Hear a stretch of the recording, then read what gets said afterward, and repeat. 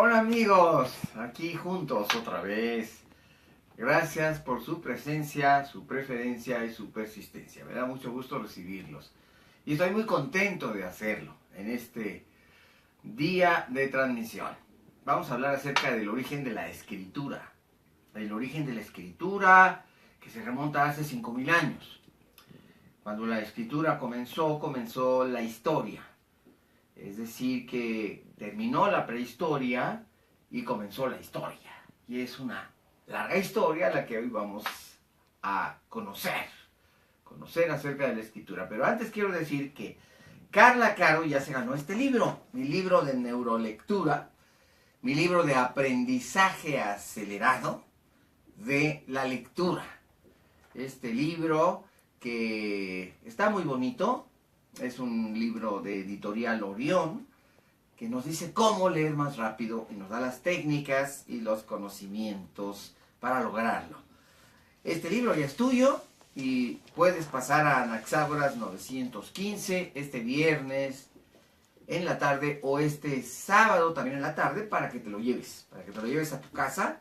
Y todo mi reconocimiento porque recibimos muchísimas llamadas en los teléfonos de Pepe Cruz y ya tenemos esta ganadora. Ella nos dice que el primer libro que se escribió en la historia de la humanidad es nada menos que el libro de la epopeya de Gilgamesh, otro de mis tesoros de mi biblioteca, otro de mis grandes tesoros de mi biblioteca.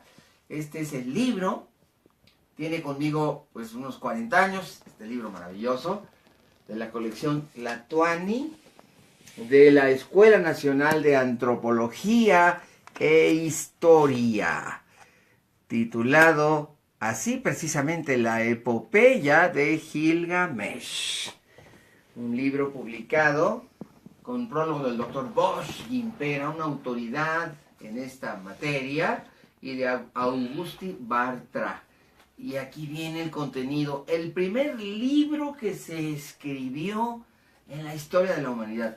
Yo aquí, mi tesoro es mi biblioteca. Aquí he pasado, pues por lo menos los últimos 40 años de mi vida. Estos son mis tesoros y se los comparto con muchísimo cariño. Porque esta edición tan pulcra, tan cuidada, tan limpia que hizo el Instituto Nacional de Antropología e Historia y obviamente la Secretaría de Educación Pública es una de las versiones más cuidadas, una versión cuidada de este primer libro de la historia humana. Imagínate estar diciendo, es el primer libro. Aquí yo en mi biblioteca tengo 10,000 libros, pero imagínate, hay bibliotecas que tienen millones de libros, y decir de todos los libros que se escribieron en toda la historia de la humanidad, este fue el primer libro que tenemos de la historia de la humanidad. ¿Qué dirá este libro? Bueno, ahorita te lo voy a platicar. Pero si este libro se escribió hace tanto tiempo, 5000 años, ¿cómo eran quienes lo escribieron? En este otro libro que se llama Nuestra historia vista desde el cielo, Monumentos de la Antigüedad. Bueno, pues aquí vamos a ir a buscar a la civilización sumeria. La civilización sumeria vivió en lo que es Mesopotamia, la antigua Mesopotamia. Vean ustedes qué maravilla, qué esplendor. Este es el resto del Sigurat de Inanna Ishtar, una diosa de los sumerios. Inanna Ishtar era la diosa madre, la diosa de la tierra. Y había un dios del cielo, que era el dios Anu. Y había una enorme cantidad de dioses sumerios. La historia comienza en Mesopotamia y comienza en Sumer. Vean qué libro tan hermoso, cómo se abre. Y aquí ven ustedes este edificio. Se parece mucho a la pirámide del castillo de Chichén Itzá. Tiene una estructura muy semejante. Es una pirámide, pero hecha en Mesopotamia hace 5000 años. Qué hermoso edificio, hecho de ladrillos. Los sumerios construían en ladrillos, en arcilla, porque no tenían piedra. Ellos inventaron el ladrillo. Aquí se inventó el ladrillo. hace 5000 años. Y este pueblo es el que hizo la primera civilización de la historia de la humanidad. Ellos inventaron la escuela, sí, la escuela, inventaron las profesiones, el Estado, el gobierno, el Estado, los políticos. Uy, fuchi, los políticos. Aquí también comenzaron los políticos, fuchi. Los políticos, fuchi. Los grandes cimientos de la civilización sumeria son precisamente la construcción de ciudades urbanizadas. Y esta ciudad, donde está la gran pirámide Sigurat de Ur, se llama así Ur. La palabra Ur viene de la palabra urbanización, que es poner las manzanas de casas y las calles en tablero de ajedrez. Ellos inventaron el tablero de ajedrez de las calles, pusieron banquetas, pusieron manzanas, calles, avenidas, y luego plazas, y pusieron una gran plaza en el centro de sus ciudades grandes, bellas, como Ur. De ahí viene urbanización, de ahí viene urbe, de ahí viene urbanismo, de aquí viene urbanidad. Imagínate ver la ciudad más antigua de la historia del mundo, y este es uno de sus edificios.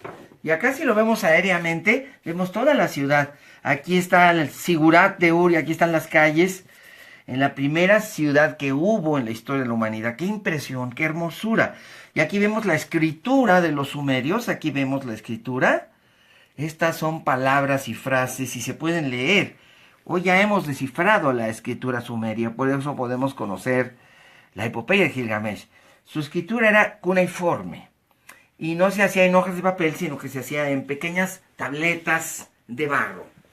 Aquí, en esta gran ciudad, puedo recordar 10 ciudades sumerias: Kish, Lagash, Surupak y la gran ciudad de Ur. Pero Uma, Ubaid son otras ciudades sumerias. Y aquí tenemos un mapa, están todas ellas.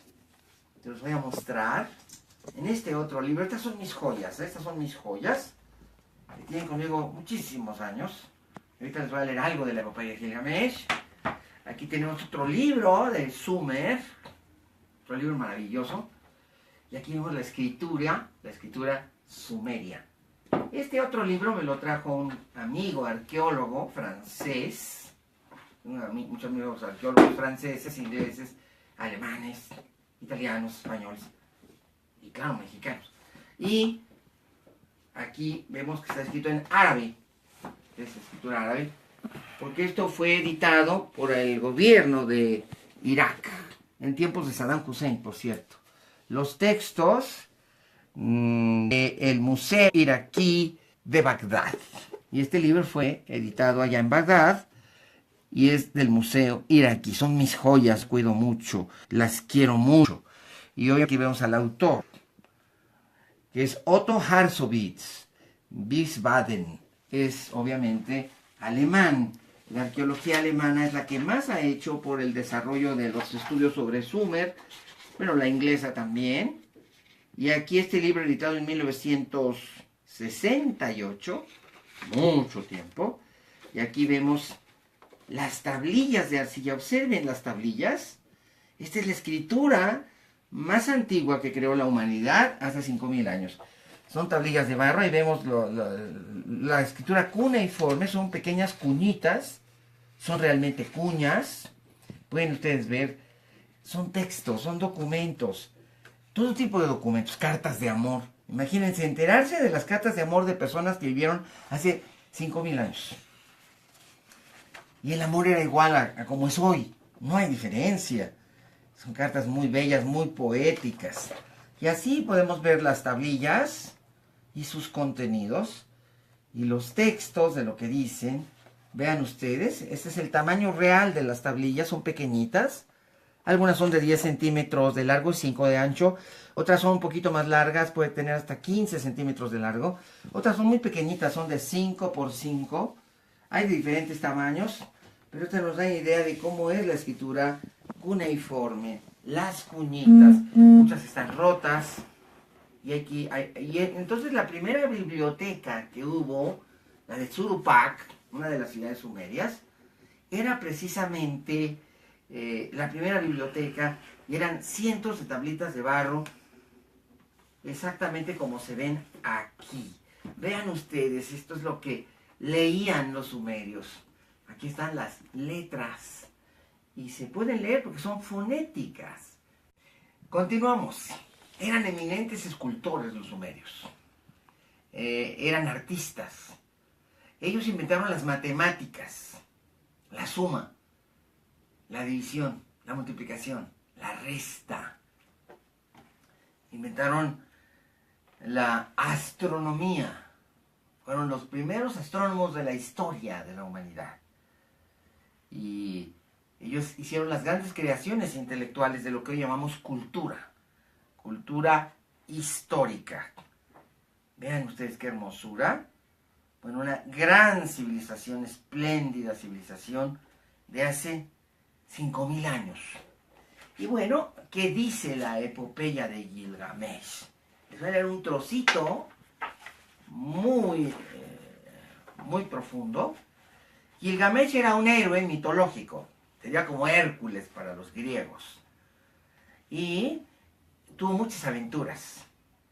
Y Gilgamesh, entre sus muchas aventuras que tiene, conoce al padre de la humanidad, que según los sumerios era Utnapishtim, así se llamaba el padre de la humanidad. Él era Utnapishtim.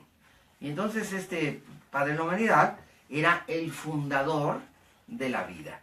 Fíjense qué belleza el texto que voy a leer. Dice: Gilgamesh abrió la boca y dijo a Enkidu. Enkidu es un dios sumerio. Grandes cambios vendrán sobre la tierra. Y grandes transformaciones nos vendrán. Yo iré en busca de todos los países distantes. Quiero conocer toda la tierra. Desde la ciudad amurallada de Uruk, que es su gran ciudad. Uruk es diferente de Ur, es otra ciudad. Yo viajaré por la tierra y el mundo y descubriré los horizontes que están más allá de la distancia que vemos. Y entonces se lanzó a dar la vuelta al mundo conocido. Y aquí platica sus hazañas y empieza a llegar a muchos lugares que nunca se han visto, y empieza a narrar acerca de cómo era la vida en esas culturas y pueblos y sociedades, y habla del mar, del otro mar, bueno, porque Mesopotamia está hacia el Golfo Pérsico, y bueno, ahí hay un mar, pero él habla del otro mar. Dice que a gran distancia hacia el oeste, si se camina, se llega a un mar muy grande y muy hermoso, y es el Mediterráneo actual. Y ahí dice que, vean lo que dice, aquí está: y entonces llegué a unas grandes montañas y estaban cubiertas de nieve, y en sus laderas crecían enormes cedros gigantescos, más grandes que 100 hombres puestos uno sobre el otro. Se refiere a los cedros del Líbano. Nos están hablando de los cedros del Líbano, pero hace 5000 años, antes de que existiera el Líbano. Entonces este libro maravilloso de las aventuras de Gilgamesh es la primera gran hazaña, saga de la historia del mundo. Y es un libro que todos deberíamos leer, todos deberíamos conocer, para entender nuestros orígenes, para entender al espíritu humano, que iba en pos de la lectura para saber, y de la escritura para dejar huella, para dejar constancia.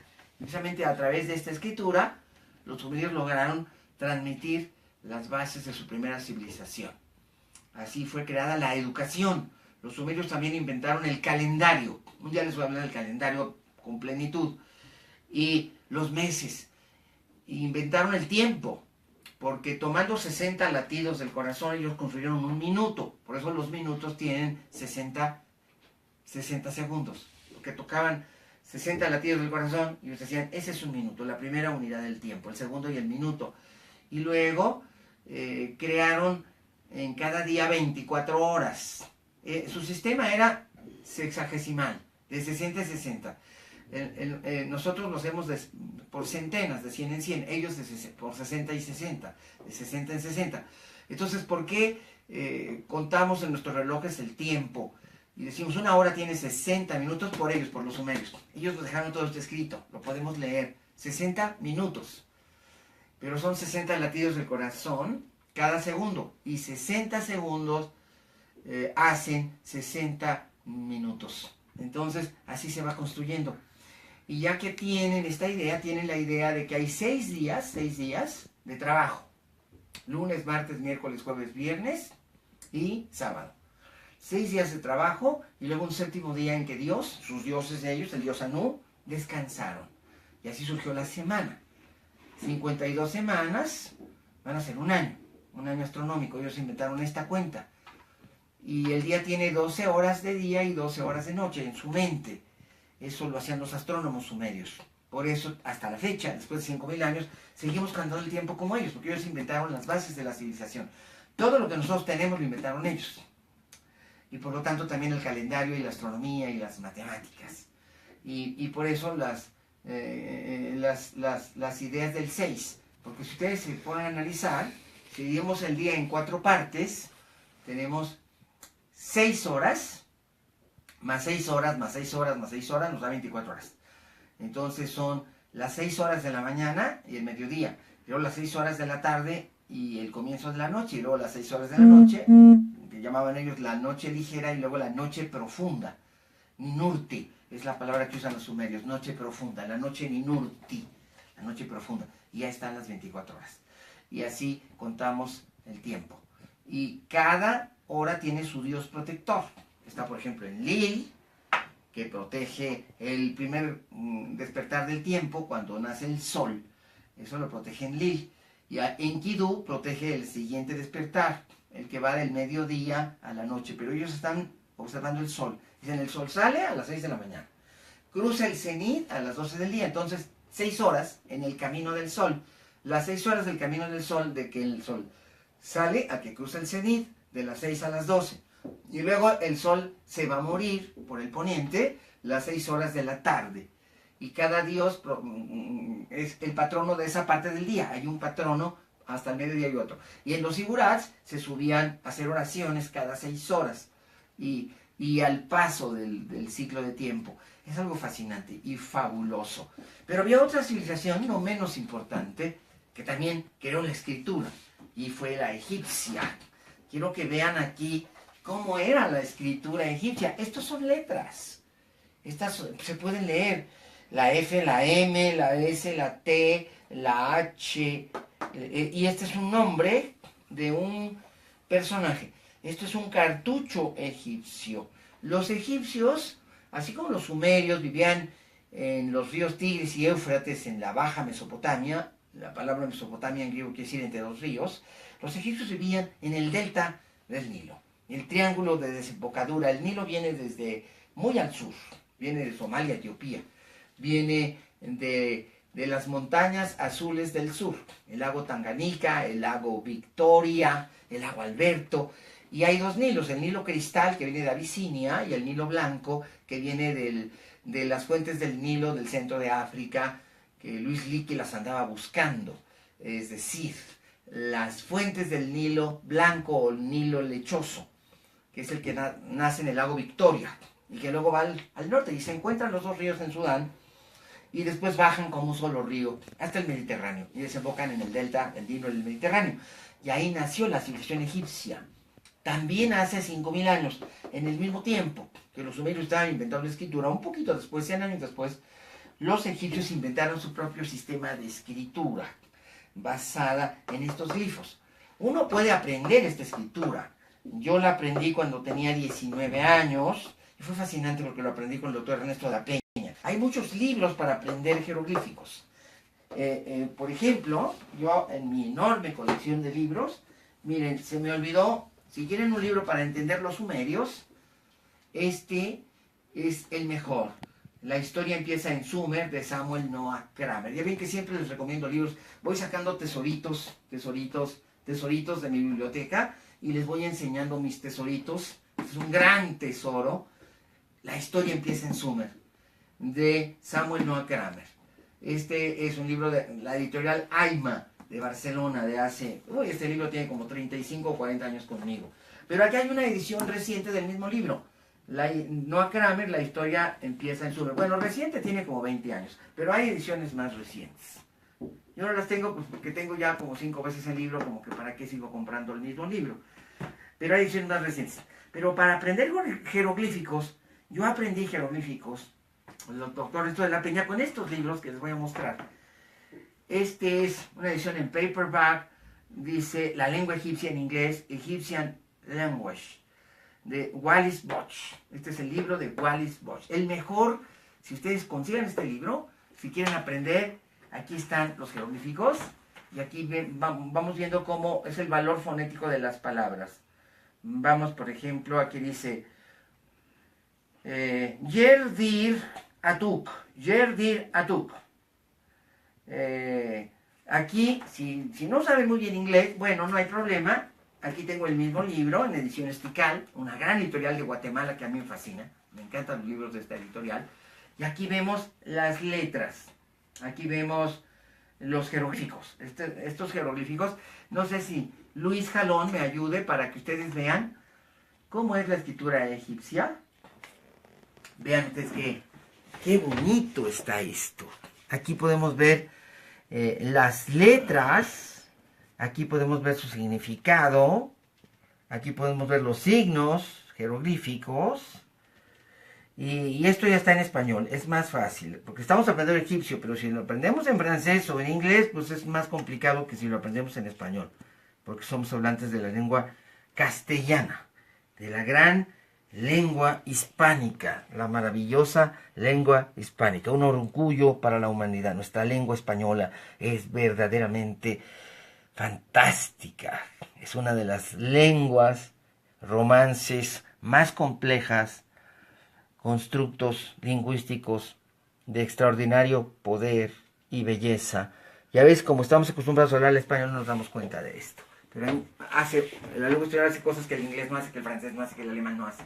Es una lengua vertiginosa. Un día les voy a hablar lingüísticamente. Bueno, aquí podemos ver los signos jeroglíficos, la casa, agua, la palabra cortar, la palabra quemar. Es fabuloso. Y bueno, aquí tengo otro libro de Wallis Budge, que se llama Jeroglíficos Egipcios, de editorial Humanitas, otra de Tikal y Humanitas, dos grandes editoriales fantásticas. Qué libros tan maravillosos, tan fabulosos, que nos permiten descifrar a la lengua egipcia. Y por aquí tengo, luego les enseño mi gramática con la que estudié, con el doctor Ernesto de la Peña. Miren, este librote es la Egyptian Grammar de Gardiner. Ya es otro nivel, ya es para ir más profundo al entendimiento de los jeroglíficos. Yo soy egiptólogo. Bueno, este libro lo tengo desde hace 40 años, cuando hice primeros estudios de egiptología. Este libro es maravilloso, porque es la gran gramática egipcia del doctor Gardiner. Y bueno, aquí vemos todo. Y obviamente, si ustedes quieren que yo les enseñe jeroglíficos, con mucho gusto se los enseño. Pueden llamar a mi teléfono. Yo con mucho les enseño egiptología. Aquí están los números de la oficina: 5610-0069, 5520-0224. Voy a dar próximamente un curso de egiptología y otro de asiriología y civilización sumeria. Entonces, si llaman ustedes a mi oficina y se juntan 10 personas, yo les doy el curso en 10 sesiones de 2 horas cada una, y no saben lo fabuloso que es conocer la civilización egipcia, pero con profundidad. Toda su historia, la historia de su arte, la historia de su escritura, y es muy emocionante poder ver los cartuchos y poderlos leer, y ir viendo las dinastías. Y quiero que vean, que Luis me ayude. Aquí ya está cómo se verían los textos. La escritura egipcia se lee en todas direcciones. Se puede leer de derecha a izquierda, de izquierda a derecha, de arriba para abajo, de abajo para arriba. Y tiene mucho que ver con la dinastía. ¿Qué dinastía? Porque la escritura egipcia evoluciona, son 3000 años de historia egipcia. del año 3000 antes de Cristo a la época de Cleopatra, que es el año 40 antes de Cristo, de Cleopatra séptima, porque hubo 7 Cleopatras, no es una Cleopatra. Yo tengo un libro escrito sobre Cleopatra, al ratito se los enseño, otro día se los enseño, pero son 7 Cleopatras. La de Marco Antonio ya es la séptima, Cleopatra séptima, de la dinastía tolemaica. Y miren, este todavía es un libro, una tarjetita de tarea de hace 35, 40 años, y hasta está corregida por el doctor de la Peña y me dice, no, ahí te equivocaste. Qué simpático abrir estos libros de hace 40 años y de repente ver que hasta las tarjetitas de las tareas están ahí. Bueno, la escritura nació así, ¿verdad? En Egipto y en Mesopotamia. Muy pronto se transformó en un sistema más simple. En la escritura cuneiforme hay 270 signos. En la escritura egipcia hay casi 600. Entonces aprender a leer y escribir no era algo fácil, era muy complejo y se requería de muchos años. Los funcionarios de la corte del faraón eran expertos. No, la escritura no estaba destinada a que lo aprendieran todas las personas. Eran miembros de la élite y se usaba para cuestiones del Estado. Se usaba para la política, para la erudición, para el conocimiento y sobre todo para la religión. Tanto en Egipto como en Sumer, los escribas eran individuos que eso hacían y nada más. Eran individuos que se dedicaban toda su vida a estudiar la escritura, que era tan compleja y difícil. Los egipcios inventaron el papel. Tomando una planta del Nilo, crearon el papiro. Los sumerios siempre escribieron en barro, en tablillas de barro. Pero los egipcios inventaron los rollos de papel. Y a estos rollos de papel que llamamos papiros, estos rollos de papel papiro, eran usados utilizando tintas. Entonces ellos inventaron el papel y la tinta. Y estas tintas eran tintas anilinas, vegetales, minerales, y ya tenían pinceles para poder hacer el trazo de los jeroglíficos. Sin embargo, la pintura jeroglífica la vemos también en piedra. En la época de la quinta dinastía, los textos de los sarcófagos están escritos sobre piedra. Pero en la época de la dinastía 18, el libro de los muertos egipcio es escrito básicamente en rollos. Y estos rollos iban junto a las momias, dentro de los ataúdes. Los egipcios tenían 7 ataúdes. Un día voy a hablar de los rituales funerarios egipcios y de los 7 ataúdes. A veces tenían una máscara de oro, como en el caso de Tutankamón de la dinastía 18, en el periodo del imperio. Estamos hablando de los libros de los textos. En la quinta dinastía es aproximadamente el año 2500 a.C. La 18 dinastía estamos hablando del año 1300 a.C. Son épocas muy distintas porque son 1000 años casi después. Entonces es importante entender esta parte. La escritura siguió evolucionando en Sumer, y de Sumer pasó a los acadios, luego los babilonios, luego a los asirios, y luego a Nabucodonosor, la segunda Babilonia, Nabucodonosor II y Nabucodonosor I. Ahora, aquí debo tener algún libro de Nabucodonosor. Sí, aquí está Nabucodonosor. Aquí vemos la escritura en tiempos de Nabucodonosor. Siguen siendo, este es Nabucodonosor, ya estamos hablando del año 550 antes de Cristo, y aquí vemos que la escritura no ha cambiado mucho hacia el 550 antes de Cristo. Aquí en la época de Nabucodonosor se sigue utilizando la misma escritura. Ya estamos hablando propiamente de los caldeos, de los caldeos tardíos, de la Babilonia que va a conquistar Ciro el Grande y fundar el imperio persa. Ya esto es muy tardío. En Egipto también siguió evolucionando la escritura y luego la idea de la escritura pasó a los fenicios. Y los fenicios crearon el abecedario de nosotros. La escritura fenicia da origen a nuestra escritura actual. Eso que vemos que es la A, la B, la C, la D, es una creación fenicia del año 800 a.C. Y de ahí pasó a los griegos y los latinos, los romanos y los griegos. Y ahí surgió el sistema de escritura latina, que es el del Imperio Romano, que es el de nosotros. La escritura cristiana deriva directamente de la escritura latina romana. Y hay un gran momento. Los egipcios eran dados a crear grandes bibliotecas. Ponían sus pergaminos en grandes bibliotecas. Y así fue fundada hacia la dinastía, después de Alejandro Magno. Alejandro Magno conquista Egipcio hacia el año 330, 340 a.C., y entonces él tiene una gran obsesión por el conocimiento y la información, es el discípulo de Aristóteles. Entonces él decide construir la Biblioteca de Alejandría. La biblioteca en realidad la inaugura Ptolomeo, que es un general suyo después de la muerte de Alejandro Trágica allá en Babilonia, porque quedó infectado de una enfermedad que lo mata, que probablemente trajo de la India, de su expedición a la India, y Alejandro se muere.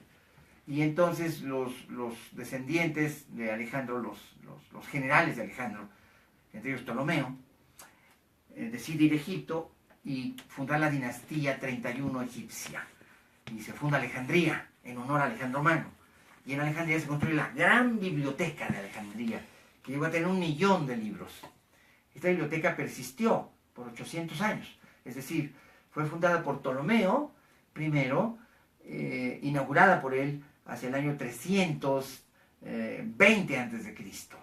Y vivió hasta Cleopatra, hasta Cleopatra VII, todo el periodo egipcio, y luego sobrevivió en el periodo romano. Los romanos la respetaron y siguió engrandeciéndose. Y ya en el Imperio Romano, pasaron 350, 400 años, hubo un saqueo de la biblioteca y una destrucción, y fue incendiada, y esto fue muy lamentable. La última directora de la gran biblioteca de Alejandría fue esta mujer maravillosa, que yo admiro y he admirado desde niño. Mi madre me hablaba mucho de ella. Ella es Hipatia de Alejandría. Esta mujer que vivió hacia el año 400 después de Cristo, es intelectual, es astrónoma, es filósofa, es lingüista, es científica, es matemática, es erudítica, es polímata, es una gran polímata. Aquí yo tengo estudios que les quiero compartir, como este de María Dielska, de la Biblioteca de Ensayo de la editorial Ciruela, una gran editorial que les recomiendo mucho, Ciruela, española, y esta que es de Lumen, 2 grandes estudios sobre la gran Hipatia de Alejandría. Sus aportaciones a la matemática son indiscutibles, sus aportaciones a la astronomía, pero sobre todo ella fue la que trató de rescatar los textos de Aristóteles, de la gran quema que el obispo cristiano, que era un fanático, Cirilo de Alejandría, quiso para destruir la biblioteca de Alejandría. A Cirilo le molestaba todo lo que no tuviera que ver con Dios. Era un teólogo, pero estaba muy loco. Entonces él ideó destruir la biblioteca y quemar todos los textos. Él decía, si ya tenemos la Biblia, ¿para qué queremos todo lo demás? Y entonces 1 millón de libros fueron criminalizados. Esos grandes momentos de la barbarie, de la historia bárbara de la humanidad. Y esta mujer se opuso y fue a la biblioteca. Se puso su cuerpo enfrente de los fanáticos, de los monjes cristianos de Cirilo. Y entonces la capturaron. Murió con sus libros en los brazos. Y después de golpearla, de estigmatizarla, después de burlarse de ella, después de decapitarla, de destrozar su cuerpo, la arrastraron por las calles de Alejandría, ya lo que quedaba de su cuerpo, y luego con conchas de abulón fueron contra su cuerpo y cercenaron la carne, separándola de los huesos. Y así esta heroína de los libros y esta heroína del conocimiento fue brutalmente asesinada. Y ahí murió la cultura egipcia y la civilización. Se perdieron cientos de libros valiosos. Las tragedias de Eurípides, se perdieron el 80% de sus tragedias. El 80% de las tragedias de Esquilo. De los documentos de Aristóteles se perdió el 75%, porque en la Biblioteca de Alejandría estaba toda la sabiduría del mundo, no había internet. La Biblioteca de Alejandría sea como el internet de hoy. Y perdimos más de la mitad de los documentos de Platón y de Aristóteles. Y sabemos que hay documentos de Sócrates que ya no se conocen porque fueron destruidos ese día. E Hipatia murió defendiéndolos. Las obras de teatro de Aristófanes y de Eurípides y de Sófocles fueron arrasadas por la barbarie del fanatismo y del fundamentalismo que tanto ha azotado al Oriente. Y ahí murió Hipatía, y hoy le podríamos consagrar nuestro pensamiento y decir la gran heroína de los libros, Hipatía de Alejandría. Parte del conocimiento se salvó porque había otra gran biblioteca que se había hecho, una copia de la biblioteca de Alejandría, que era una copia en la ciudad de Pérgamo. El rey de Pérgamo había mandado a hacer copias y así surgió otra biblioteca, la de Pérgamo. Ahí se salvaron muchos de los documentos. Los documentos de Alejandría estaban hechos en esta planta del Nilo que es el papiro. Pero en Pérgamo los documentos, los griegos inventaron otra forma de escribir, no sobre pergamino, no sobre papiro, sino sobre pergamino. El pergamino es diferente al papiro. El pergamino se hace con pieles de animales. Entonces el pergamino era la otra forma que inventaron los griegos y los romanos para escribir. Y usando tinta, ellos también hacían rollos, pero de pergamino, a diferencia del papiro. El pergamino es más correoso y sólido y dura más. Y eso permitió que las bibliotecas romanas y griegas fueran bibliotecas hechas en pergamino. Y luego vino la pasta de papel, que se hace con fibra natural, en la Edad Media. Y la pasta de papel es la que usó Gutenberg para sus primeras impresiones en el siglo XV. En realidad, la imprenta de Gutenberg ya hizo en serie los documentos, ya que durante toda la antigüedad se hacían a mano. Todos los libros se escribían a mano, a partir de amanuenses y de escribas. Y la idea de la escritura se diseminó por todo el mundo. Llegó a India y a China y a Japón. Los chinos hacían con papel de arroz, inventaron el papel de arroz, y en Oriente se usaba el papel de arroz. Pero esta es la historia de cómo comenzamos a escribir. Y yo quiero pedirles, yo soy un gran difusor nacional de la escritura y de la lectura. Y me encanta hablarles de estas cosas maravillosas. Me gustaría decirles que llegamos a este momento de la historia. Llegamos al siglo XV.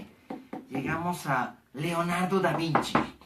Leonardo hizo estudios sobre la escritura y sobre la lectura. Y Leonardo da Vinci se cuestionó sobre cómo leemos.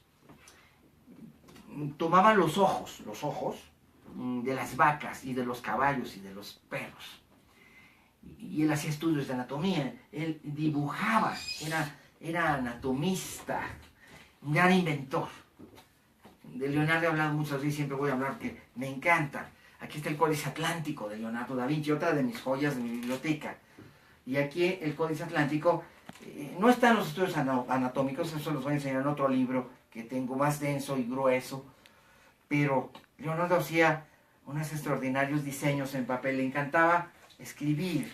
Esto es estudios del puño y letra de Leonardo. Si se acerca a la cámara, verá que Leonardo inventó la escritura criptológica o criptográfica, es decir, que no se puede descifrar.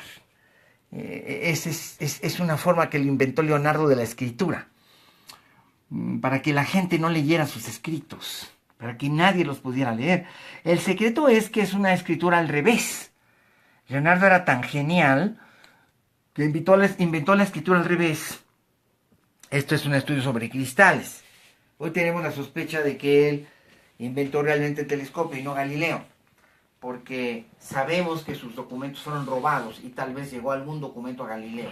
Pero de esto hablaré en su momento, de Galileo Galilei y de la sospecha de que en realidad el telescopio es de Leonardo da Vinci, ya que unos alemanes estaban en la época, él vivió hacia 1506, 1512, él vivió en Roma con el Papa Medici, León X, el Papa León X, que era el que protegía las artes y las ciencias en este periodo, y protegió a Rafael de Sanzio, Rafael de Urbino.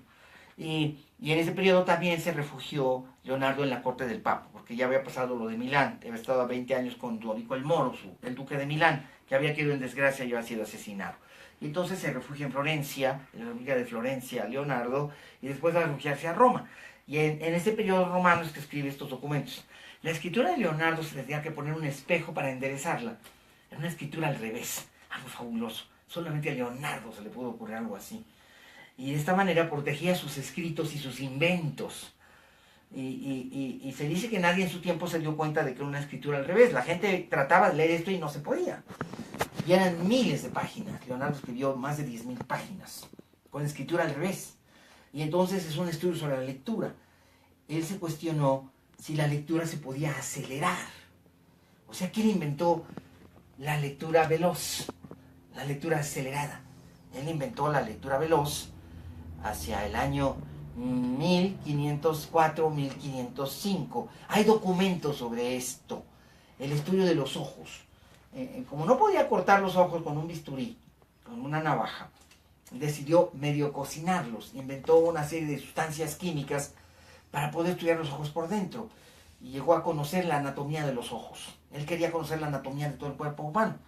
Y entonces empezó a preguntarse cómo es que el ojo podía leer. Y empezó a hacer estudios sobre los ojos. Muchos se han perdido porque su discípulo favorito, Melchi, que era de Milán, él quedó como heredero de todos sus documentos. Imagínense ser el heredero de todo esto. De más de 20, se supone que eran 25.000 páginas. Por lo menos 10.000 sí eran. Y estos documentos, que los transportaba en 5 burros del castillo de Amboise, donde murió Leonardo, a Milán, a la casa de los Melchi en Milán. Bueno, pues uno de los burros se perdió y ahí se perdieron como 4 o 5.000 documentos. En fin, es una larga historia de cómo regresaron los burros cargados de los documentos de Leonardo de Francia para Italia. Y ahí se perdieron muchos. Es algo fascinante. Y al final, esto es impresionante, al final, y esto es increíble, se salvaron muchos de los documentos, como este que están viendo en el Códice Atlántico de Leonardo da Vinci. Y aquí hay varios documentos sobre la lectura al revés y de cómo se diseñó. Y Leonardo, finalmente, al morir, se lleva muchos secretos a la tumba, cientos, miles de secretos a la tumba, entre ellos lo de la escritura acelerada. Pero sus documentos fueron reservados por Melchi 40 años. Melchi lo quería mucho y era uno de los pintores que le ayudaron al final de su vida, y vivía con él y lo cuidó, le dio sus cuidados al final de su vida, y era el pintor que le ayudaba cuando él ya tenía artritis y no podía tomar el pincel, y entonces Melchi hacía las pinceladas, y murió con él en Amboise, bajo la protección del rey de Francia, Francisco I, que después fundó el Louvre para reservar, para cuidar a Gioconda, la Mona Lisa, cuando ésta regresa a Francia. Ya les platicaré de eso. Pero en esencia, la escritura hacia 1600, las ideas de Leonardo empezaron a producir hechos prodigiosos. Tony Buzan escribe, y él me platicó en el programa de radio de Radio Centro, me platicó, aquí tengo otro tambache de libros que les voy a compartir, y bueno, cómo surgió la lectura acelerada, la lectura veloz, viniendo desde Leonardo. Aquí, en su libro de lectura rápida, Tony Buzan, fíjense qué cosa más bella, Tony Buzan en su libro de lectura rápida describe la historia de Antonio Di Marco. Bueno, mis libros están demasiado rayoneados y llenos de notitas, pero es que, bueno, es el esfuerzo por saber. Miren nada más qué cantidad de rayas. Bueno, dice Tony Buzan aquí en este libro la historia de Antonio Di Marco Magliavecchi. Florencia era la ciudad de Leonardo. Él nació en Vinci, que es como un barrio de Florencia. Vinci es para Florencia lo que Xochimilco es para la Ciudad de México. Es una ciudad que está en las afueras. Y dice Antonio lo siguiente, Tony Buzan de Antonio Di Marco Magliavecchi. Dice, en el año 1620, aproximadamente entre 1620 y 1633, se puede decir que ocurrió esta historia. Había un joven entre los clientes habituales de un librero. A este joven le habían enseñado a leer ya siendo un adulto. Era el hijo de un campesino que cuidaba una viña y llevaba al mercado a vender al mercado las uvas del viñedo que cuidaba. Pero era un joven que se llamaba Antonio Di Marco Magliavecchi, que no sabía leer y escribir. En esa época solamente el 2% de las personas podían leer y escribir. Los hijos de los duques, de los condes, de los reyes, o quien se dedicaba al culto religioso, aprendieron a escribir. El 98% de la población era analfabeta en Italia. Es la gran reforma protestante que vendrá después con Lutero, que cambiará esto. Y toda la gente aprenderá a escribir y la imprenta. Pero en este periodo, en Italia, todavía no había esta revolución. Todavía unos cuantos sabían leer y escribir. Pero este jovencito tenía mucho interés en aprender. Yo lo entiendo. Estas ganas de saber que son compulsivas. Yo lo entiendo. Y entonces él quería leer libros.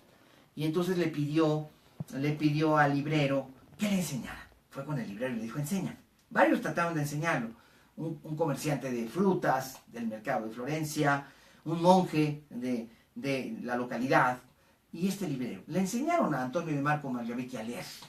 Es posible que uno de los documentos perdidos de Leonardo da Vinci sobre lectura acelerada existiera en esa librería, ya que estos burros que se perdieron con todos los apuntes de Leonardo traían documentos valiosísimos.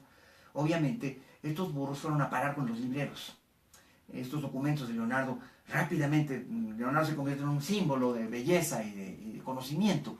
La última cena que se había pintado en Turín, que se había pintado no en Turín, en Milán, se había hecho famosa en todo el mundo. Y Leonardo era considerado el más genio de todos los genios. Entonces sus documentos entre los libreros valían mucho, se cotizaban muy caro. Y los libreros los atesoraban y luego los vendían a grandes precios. Y entonces es justamente la época donde se están vendiendo estos documentos de Leonardo. Y entonces este librero le enseña a Antonio Di Marco Magliavecchi a leer bajo el sistema, un sistema desconocido y raro. Lo que sabemos es que Antonio Di Marco aprendió con este sistema. Y entonces en el convento donde estaba este monje, que le había enseñado también, había muchos libros, había una gran biblioteca. Y Antonio Di Marco le empezó a pedir el favor a los monjes de que le prestaran libros para leer. Le prestaban un libro el lunes y le decían, bueno, aquí tienes un libro, te damos un mes, regrésanlo en un mes. Pero Antonio Di Marco iba al día siguiente por otro libro y decía, pues ya lo leí, anoche lo leí. Y todo el mundo se quedaba diciendo, ay, mentiroso, ¿cómo va a leer un libro en una noche? Este pobre campesino ignorante, ¿cómo va a leer un libro en una noche? Y sin embargo, esto siguió pasando durante meses. Y llegó un día en que los monjes ya no soportaron más. Le dijeron, a ver, dices que has leído como 500 libros de aquí, de la biblioteca. Demuéstranoslo. Y entonces Antonio Di Marco fue examinado por varios de los monjes.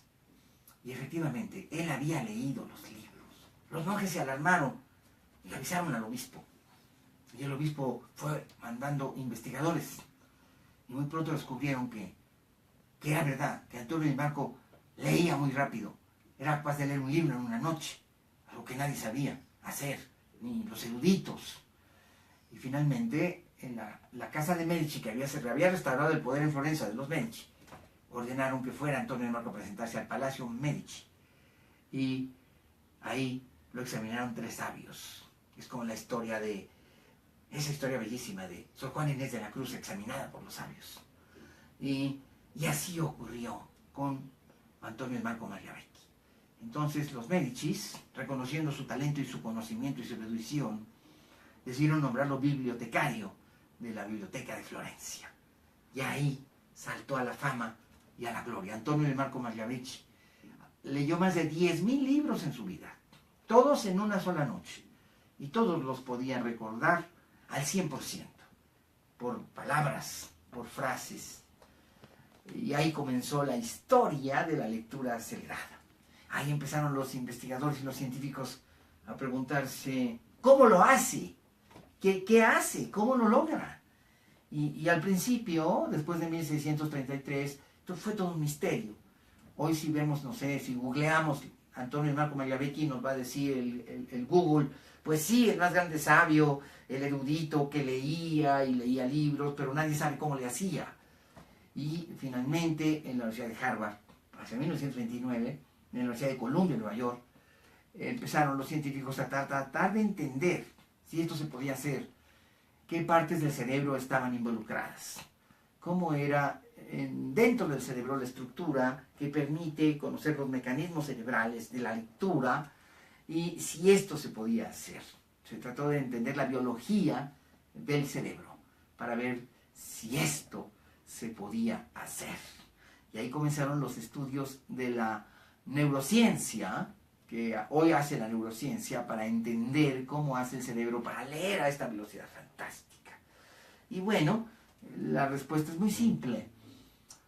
Los ojos humanos son capaces de mirar la luz. La luz se transmite desde las fuentes de luz, el sol, las estrellas, o un foco, una fuente incandescente artificial, el fuego, una llama, una vela, o un foco de LEDs, que son los nuevos.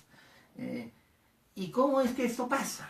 Bueno, las partículas de luz, que se llaman fotones, golpean todos los espacios y se refleja la luz y se refracta. Igual pasa en las páginas de un libro y uno vemos cómo se refleja la luz y vemos que las letras son partículas oscuras que absorben menos luz y se hace un contraste y así podemos leer en este contraste.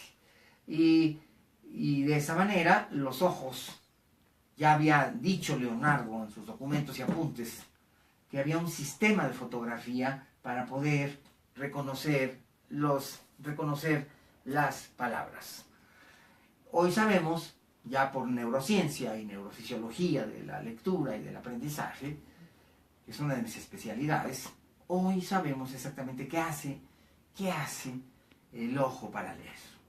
Lo primero que hace es enfocar y fotografiar, y tomar 90 fotografías por cada minuto. Y cuando aprendemos silábicamente a leer, el enfoque se hace a una sílaba. Estos son los grandes secretos de la lectura acelerada. El enfoque se hace a una sílaba. Y el cerebro va recogiendo la información y la va archivando en los sistemas de memoria de corto y largo plazo. Tenemos 5 sistemas de memoria. Los 5 sistemas de memoria de largo plazo van acomodando en el neocórtex del cerebro, la información. Tenemos la memoria funcional aquí en la región frontal de nuestro cerebro. Luego la memoria implícita la tenemos acá en la nuca. La memoria episódica la tenemos acá, en los temporales y parietales. Y luego tenemos la memoria de las emociones, la memoria episódica. Y luego la memoria acá en la coronilla, en el occipital, abajo y hacia arriba, en las regiones occipitales superiores, tenemos una memoria semántica, que es donde guardamos, es el diccionario del cerebro donde guardamos toda la información. De esta manera, podemos guardar información de corto plazo y largo plazo con la ayuda del órgano de la memoria en el cerebro, que es el hipocampo. Y la información es guardada, primero la memoria a corto plazo en el hipocampo, pero ahí se pierde. Y luego hay que subirla a neocorteza para mantenerla. Y de esta manera, mientras más velocidad alcanzamos en la lectura, tenemos mejor memoria. Todo va en una especie de sinergia. Y esta sinergia nos permite avanzar rápidamente en el proceso de lectura y la lectoescritura. Esto lo hacía Magliavecchi hacia 1633. Antonio de Marco Magliavecchi. Pero en una época que nadie podía entender lo que hacía. Hoy los neurofisiólogos del cerebro ya nos lo explican con facilidad. Y obviamente eso lo puedes hacer tú. Los sistemas de lectura acelerada trabajan con esas estructuras cerebrales. Y todos podemos lograrlo, todos podemos hacerlo. Lo importante es que tú quieras y te comprometas a hacerlo. Y, evidentemente, esto hace que la memoria, que es como un músculo, empiece a ser más fuerte cada día. Si tú haces ejercicio en el gimnasio todos los días, vas a tener un músculo enorme en un brazote. Es igual la memoria, es un músculo la memoria. Y si quieres recordar con facilidad, la ejercitamos. Y las mnemotecnias nos enseñan a lograr esto que es maravilloso. Entonces, evidentemente, el sistema de lectura acelerada está basada en este estudio que podemos modificar la forma como los ojos fotografían las letras. Si nosotros con tecnologías creadas precisamente en el siglo XX podemos enfocar, en lugar de una sílaba, una palabra entera, multiplicamos la lectura por 3.1. Si podemos leer el renglón entero, lo multiplicamos por 11.8. Eso significa que en lugar de leer 140, 150 palabras por minuto, vamos a leer 1000, 2000 palabras por minuto. Y uno va abriendo el campo visual para abarcar primero, en lugar de sílabas, palabras enteras, y luego 2 palabras, 3 palabras, 4 palabras, 5 palabras, y luego el renglón entero. Y ya con el sistema de fotolectura de Tony Buzan, de Paul Schill, podemos leer la página entera. Llegamos a leer hasta 24.000, 28.000 palabras por minuto. Esto es fabuloso. Yo aquí tengo precisamente los libros. El libro de Tony Buzan se basa en leer renglones enteros. El libro de Paul Schill, me lo regaló Paul Schill. Personalmente, está en inglés. Y aquí tiene su firma y su dedicatoria. Edmundo Velasco me presentó a Paul Schill. Mi maestro Edmundo Velasco me presentó a Paul Schill. Y aquí tiene el año, en 1997. Hace 20 años yo tomé mi primer curso de photo reading con Paul Schill en el TEC de Monterrey, en el campus Monterrey del TEC de Monterrey, con otros 700 alumnos que había convocado Paul Schill. Ahí me lo dedicó. Por cierto, dice, para tú, Joseph Cruz, All the Best, de Paul Schill, en noviembre del año 1997. Aquí está. Bueno, Paul se veía así hace 20 años. Ya no se ve precisamente así, pero así se veía Paul hace 20 años.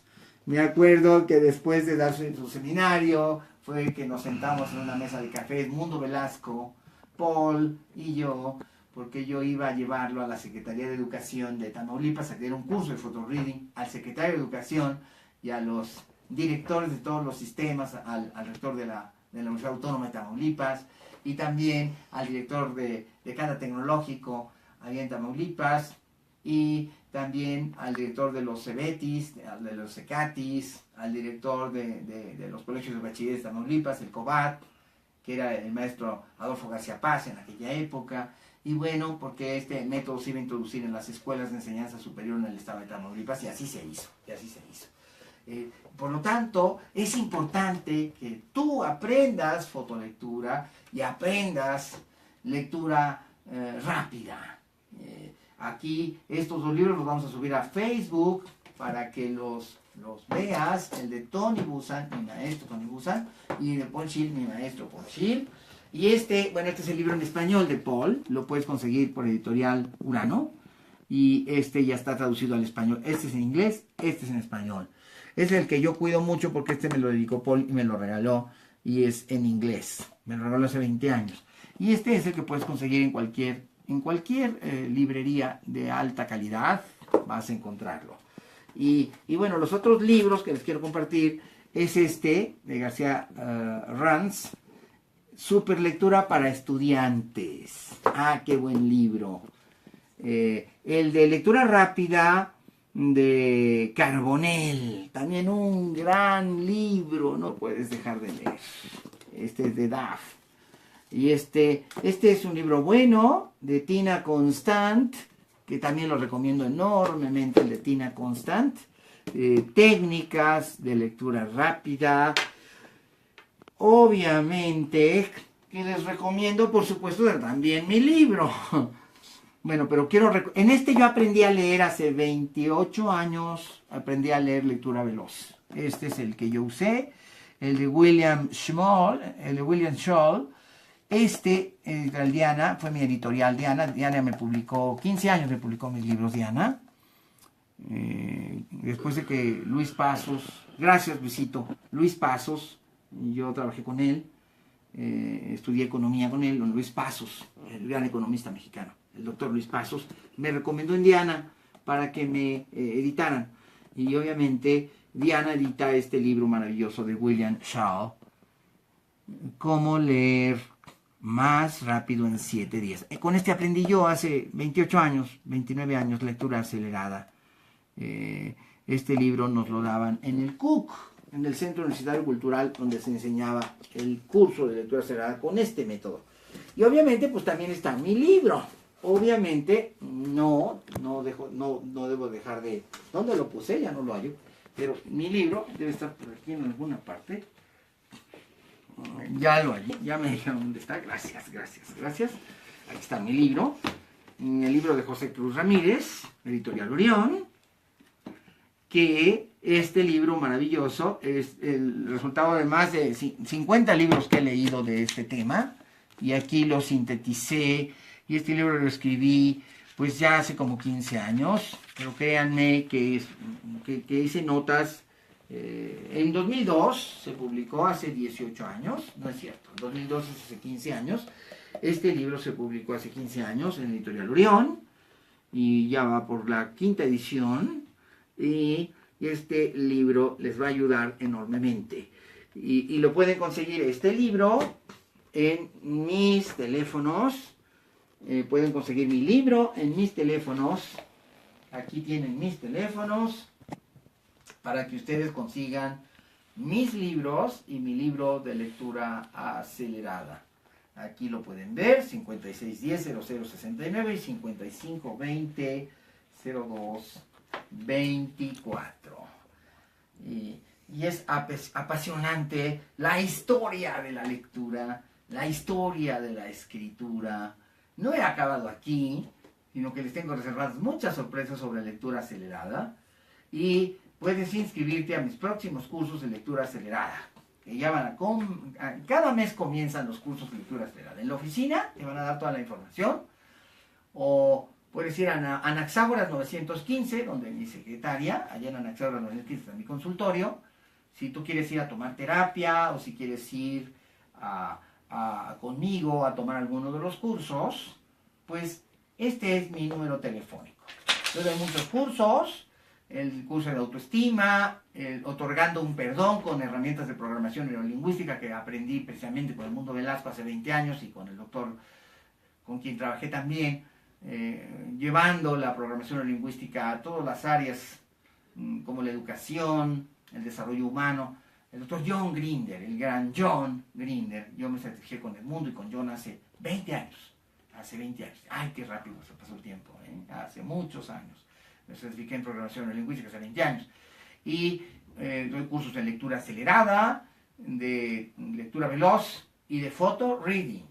Y de aprender, aprendizaje acelerado. También doy el curso de la Biblia, el de los aztecas, el de los mayas, el curso de egiptología general, el de historia de Grecia y Roma, los cursos de historia de México, y el curso sobre Leonardo da Vinci, que se llama Da Vinci Total, el de oratoria magistral, y puedo dar estos cursos a empresas. Simplemente llámenme y díganme, quiero que vengas a dar un curso a mis empleados sobre desarrollo de la calidad laboral. Yo estudié en Japón, productividad y calidad, y doy un curso precisamente para las empresas. Y las empresas me pueden llevar, los grupos, también las convenciones, si les quieren que les dé algún tema sobre historia de México en las convenciones. También puedo trabajar en las escuelas, en las universidades. Soy especialista en calidad en la educación y me he certificado en calidad en la educación y he escrito muchos libros, más de 20, sobre el tema de calidad en la educación. Si quieres mejorar la calidad de la educación en tu universidad o en tu escuela, puedes contar conmigo. Y con mucho gusto voy a dar estos talleres y cursos. Y bueno, les quiero compartir más libros, porque yo saqué muchos esta mañana. Miren, aquí hay otros libros que no puedo dejar de darles sobre este tema. Me gusta mucho este libro. Yo publico también en Panorama. Muchos de mis libros han salido en esta editorial, y es muy buena editorial, mexicana. Panorama Editorial, de Juan Antonio Guerrero Cañongo, Superaprendizaje por Neuroinducción. Este libro en particular a mí me gusta mucho, no saben cómo me gusta. Para todos los temas de lectura acelerada, aprendizaje cuántico, está fabuloso. Él es un gran investigador mexicano y me gusta. Y luego está el libro de Felipe Garrido, de El buen lector se hace, no nace. Recuerden que a mí promover la escritura, promover la lectura, es algo que me fascina. Me gustaría que todos los jóvenes mexicanos les encantara la superlectura, la neurolectura, el neuroaprendizaje, el aprendizaje acelerado. Sería genial. Luego este libro, este es excelente para presentar exámenes. Y yo lo incluyo en mi curso de técnicas de estudio, técnicas británicas y americanas de estudio. Yo siempre incluyo este libro. Se llama Técnicas de Estudio y el autor es Mavilo Calero Pérez. Un excelente libro de la editorial Alfa Omega, que solamente edita calidad. Libros de gran calidad. Y estos dos no podían faltar, estos dos son geniales. Aprueba tus exámenes sin esfuerzo. Ya vienen los exámenes en las escuelas y las universidades. Bueno, en algunas ya hasta pasaron o están dentro. Este es un gran libro para estudiar para el examen. Y está este libro, Cómo desarrollar tu memoria. Como 100 de este tema, yo tengo 100 y he leído como 20 veces. Y después de 20 veces 100 libros sobre el tema, yo recomiendo este pequeño, pero maravilloso libro. ¿Cómo te ayuda? También es de la editorial Everest, una española de gran calidad. Y este se llama Cómo desarrollar memoria. Y qué práctico y libro de mnemotecnias. De eso voy a platicar ampliamente. Ahora tenemos muchos espacios de tiempo para dedicarlos a platicar de todas esas cosas maravillosas. Esta colección de libros. Bueno, estoy sacando las joyitas de mi biblioteca para mostrarles los temas, y la oportunidad de estar en Facebook es que pueden ver las cosas. No se las tienen que imaginar, las pueden mirar. Pasen mi Facebook a todos los estudiantes de México. Si estas cosas se supieran, no saben el bien que le haríamos a México.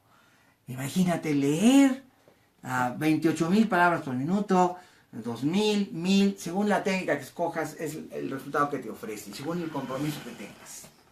Entonces, hay estudiantes que me dicen, no, es que yo quiero la neurolectura, porque la fotolectura no es lo mío, no le capto. Mi inconsciente no tiene ese nivel de hipnosis como para que yo pueda autosugestionado o bajo la hipnosis obtener, bueno, entonces, pues vete por el lado del cerebro izquierdo, la lógica. De todos modos, vale a 2,000, 4,000 palabras por minuto. Pero si ustedes me dicen, no, yo quiero con usted aprender hipnosis y desarrollar técnicas de superlectura, de hipnopedia, un día hablaré de esto del doctor Tony Buzan.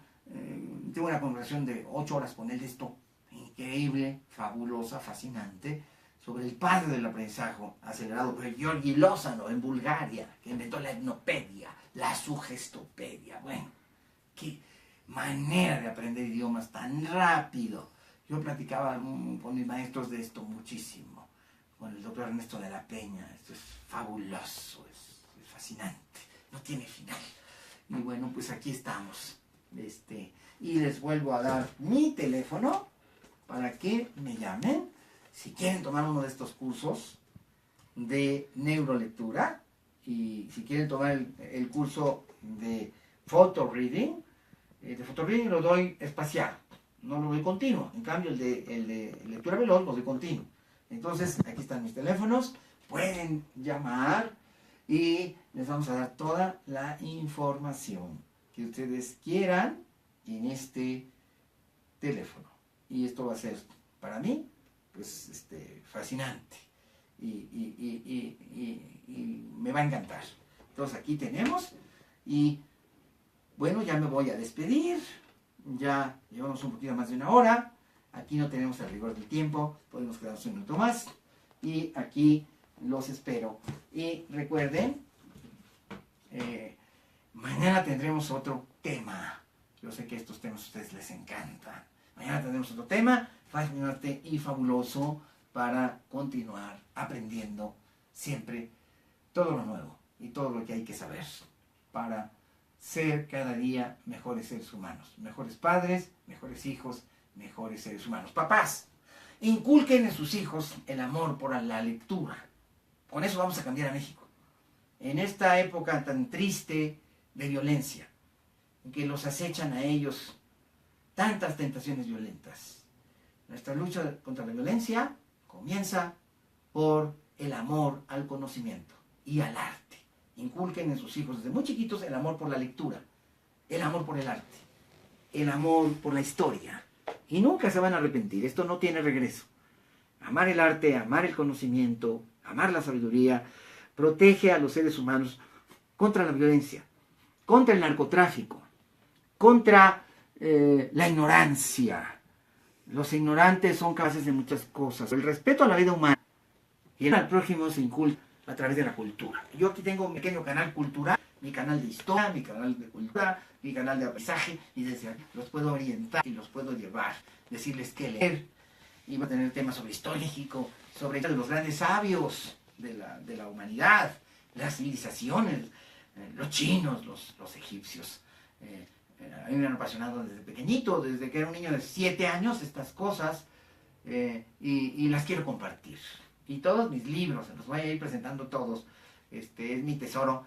Y cuando los niños atesoran los libros, cuando los libros ven, los niños normales juegan con carritos. Yo no tenía carritos en mi casa, entonces imaginaba el carrito y hacía así, aquí los carritos. Y agarraba un libro, lo único que tenía, me iba a regalar a mi mamá y papá los libros, entonces pues yo en mi carrito. Los niños eran con avioncitos, yo jugaba así con avioncitos. Yo no tenía más que libros, en la casa no había más que libros. No había ningún otro juguete, siempre fueron estos mis juguetes. Entonces yo creo que da buen resultado porque luego te encantan los libros. Entonces regálenles libros, no les anden regalando cosas feas como pistolitas y esas cosas. Nunca hagan eso. Regálenles esto, incúlquenles el amor por la lectura, el amor por su patria, los valores éticos y los valores sociales. Y decir cómo se hace esto, y por edades. Así es que estén aquí conmigo y yo les voy diciendo cómo se inculcan los valores en los primeros 7 años y luego de los 7 a los 14. Y cómo va evolucionando el cerebro en cada periodo y cómo podemos lograr esto. Pero el amor por los libros, el amor por la lectura, el amor por la escritura, realmente llévenos hacia allá. Y si son abuelitos, háganlo con sus nietos. Si son papás, háganlo con sus hijos. Nunca se van a arrepentir. Una de las ciudades más violentas del mundo fue la ciudad de Medellín, en Colombia. A mí me inventó la Organización de Naciones Unidas para ir a Medellín, para ver cómo se había hecho con la lectura la vacunación contra el narcotráfico. La doctora Dolores Franco, Lolita, era la representante de Naciones Unidas en México, de la agencia ONU Habitat, en ese momento, cuando ella me invitó, que fuera como observador. Nos invitó la alcaldía de Medellín y el gobierno de Colombia. Y fuimos a Medellín y no podíamos creer el avance impresionante contra la violencia en la ciudad más violenta del mundo. Fuimos a Comuna 13. Ahí en Comuna 13, Medellín es como Monterrey aquí, es una ciudad de empresarios. Los empresarios de Monterrey son abusados, son inteligentes, son muy capaces. Y Medellín se parece, es como la Monterrey de Colombia. Hasta el carácter de los paisas, así se les llama a los habitantes de esa región de Colombia. Los paisas son tenaces, los paisas son gente muy comprometida, próspera. Los paisas son muy trabajadores, como los gentes de Monterrey. Los regios son así, los regios y los paisas. Ahí en Antioquia, en Colombia, hubo un resurgir impresionante. Se creó la policía de proximidad en los barrios, en las comunas. Yo fui a Comuna 13, platiqué con los policías de Comuna 13, me dieron libros que ellos habían escrito sobre lo que había pasado, el proceso de rescate del tejido social. Y la lectura fue fundamental. Entonces en Comuna 13 pusieron una gran biblioteca, un edificio enorme, e inculcaron el gusto por la lectura de los jóvenes. Miles de jóvenes iban a leer a esa fabulosa biblioteca que se hizo en Medellín, a la que subías por un teleférico. Los teleféricos se construyeron para que la gente muy marginada de Medellín, que se sentía olvidada, que tenía que batallar enormemente para llegar a su casa, porque es como aquí las colonias que están así en cerros, es lo mismo. Y entonces hicieron teleféricos para subir, y esos conectan al metro, al tren de Medellín, al tren urbano. Y entonces se incorporó así a estas regiones marginadas, olvidadas de la mano de Dios, y se les generó otro ambiente, prosperidad, y se crearon orquestas sinfónicas grupos de hip hop y grandes bibliotecas. Y contra lo que se pensaba, los jóvenes fluían en miles en pos de los libros, en pos del conocimiento, y así fueron vacunados. Aquí a los mexicanos les hace falta vacunarlos contra la ignorancia, contra la violencia, contra el narcotráfico. Señores, autoridades, gobernadores, a mí me ha tocado trabajar con un gobernador maravilloso que hizo esto en su momento y con gran éxito. Ahora veo los políticos de ahora muy diferentes. No tienen ganas, ya no aman a México, ya no tienen ganas. Y eso es muy triste. Entonces la gente tiene que impulsarlos. Y esto solamente se va a lograr haciendo del conocimiento, de la escritura, de la lectura, difundiendo en las bibliotecas y el amor por el conocimiento como la fuente de bienestar de la sociedad y la fuente de valores sociales de la sociedad. Si no logramos esto, no va a renacer México. Pero yo tengo mucha fe y mucha confianza en que va a renacer. Ustedes me van a ayudar difundiendo la lectura, y la lectura veloz, la lectura acelerada, porque la otra lectura no se disfruta, porque, pues imagínate leer un libro al mes. No, si puedes leer un libro diario, pues ¿por qué tengo que esperarme un mes? Si me enseñan, me gustaría que hubiera grupos en todas partes. La lectura veloz para que los jóvenes descubrieran la belleza que es saber, la belleza que es conocer, la belleza que es amar el conocimiento. Me aman los libros. Ya me voy a despedir porque pues ya llevo como 1 hora y cuarto. Entonces, pero mañana vamos a estar aquí, alrededor de las 3, poquito. Y Nacho va a estar, va a venir el doctor Rodríguez, va a venir Luis Hernández, Ángeles Licona, el doctor Peñate y otras sorpresas que les tengo. Les va a encantar. Este canal de Pepe Cruz, Facebook, y inviten a sus cuates. Aquí van a aprender muchas cosas que a lo mejor en ninguna televisora y en ninguna radiodifusora van a aprender. Entonces quédense aquí y que todo México se entere, que leer garantiza el éxito en la vida, que leer garantiza el amar a tu patria, que leer garantiza ser sabio, ser feliz, ser exitoso. Leer te da las herramientas que necesitas para la posmodernidad. Así es que impulsen la lectura, impulsen los valores, impulsen el amor a México. Amen a sus hijos, amen a sus padres, para ser cada día mejores padres, mejores hijos y mejores seres humanos. Y mi teléfono que no se puede olvidar. Mi teléfono para que estén en contacto conmigo de cualquier lugar del país, de ciudad o del mundo. Aquí estamos, 5610-0069, 5520-0224. Y todo mi cariño para ustedes. Y mi gratitud por su presencia, su persistencia y su permanencia. Y ahora sí, me voy a despedir. Como todos los días decimos. Sí puedo, es fácil y lo vamos a lograr.